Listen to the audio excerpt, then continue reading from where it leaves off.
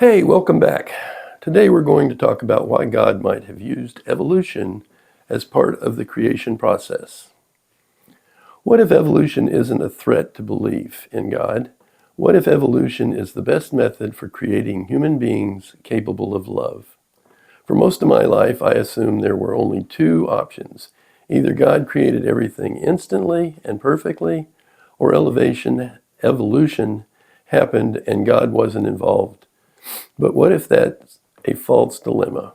What if the long, violent, messy 13.8 billion year story of the universe is not evidence against a loving God, but evidence of a God who values freedom so much that he chose development over control? If God is love, and love must be freely given, then maybe evolution isn't a bug in the system. Maybe it's the point. If God is love, what would creation look like? The New Testament makes a radical claim. God is love. Not just loving, not occasionally compassionate, but love at its core. Now think carefully about what love requires. Love cannot be programmed, love cannot be coerced, and love cannot be automatic. If God wanted creatures who could genuinely love him, those creatures would need consciousness, moral awareness, freedom, the ability to reject him. And that last one is uncomfortable, but without the ability to say no, yes means nothing. So right away, if love is the goal, instant robotic perfection doesn't make sense. Development does. How a law-governed universe makes freedom possible. As an engineer, one of the things that stood out to me is that the universe runs on stable, elegant laws. Gravity is consistent. Electromagnetism is consistent. Thermodynamics is consistent. And that consistency allows structure to emerge. Stars form. Heavy elements are forged. Planets stabilize. Chemistry becomes complex. Life becomes possible. A chaotic universe with constant divine interruptions wouldn't allow stable development. But a law-governed universe that allows freedom within structure, if God sustains reality moment by moment, not as a tinkerer, but as the ground of being, then evolution isn't God stepping away. It's God allowing creation to unfold. Evolution as a developmental arc. Now let's talk about evolution itself. Evolution is often described as random, but that's not quite right. Mutations are random with respect to fitness. Selection is not random, and environmental constraints are not random. Physical laws are not random. Evolution operates inside boundaries. And what does it gradually produce? Increasing complexity, nervous systems, self-awareness, social bonding, empathy.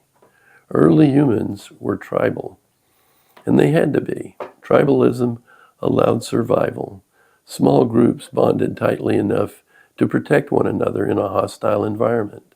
Without tribal loyalty, we might not be here at all. But tribalism is morally limited. It protects insiders and fears outsiders.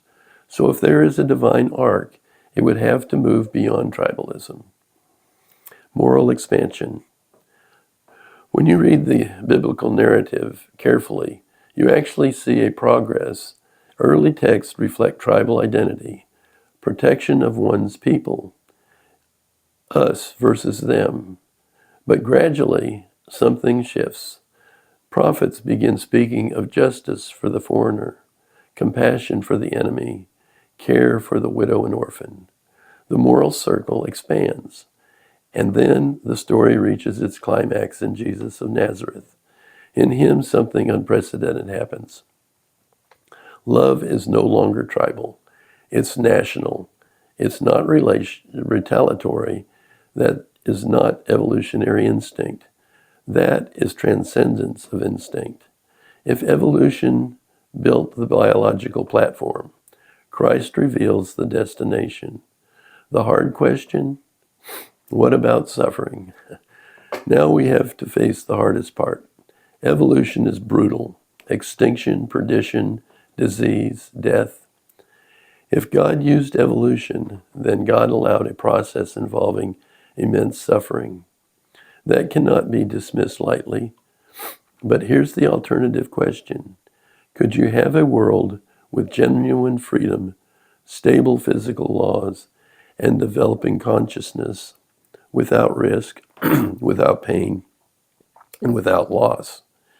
A frictionless world may sound appealing, but courage requires danger, compassion requires suffering, forgiveness requires offense, sacrifice requires cost.